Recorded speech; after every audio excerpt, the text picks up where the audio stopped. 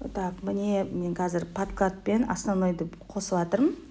Міне ішін біріктірдім, жағасын және подбордты. Қазір ішіндегі лишний матаны қиыпса, мына толщина азаяды.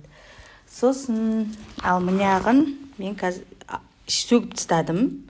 Себебі мына ішімдегі подкладым үлкендеу болды да, етек жағын тартып тұрды.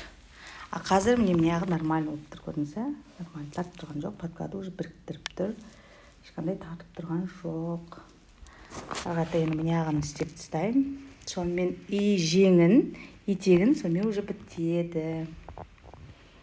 Қалай шығып жатыр? Бұл үлкен апайға, мен подружкамның мамасына тігіліп жатқан жадағай пальто. Мынау алынып салынып керек емес, ол түсіп қалуы мүмкін деп тігіп таста деді, сондықтан мен бұны тігіп тастадым. Мына шашақты.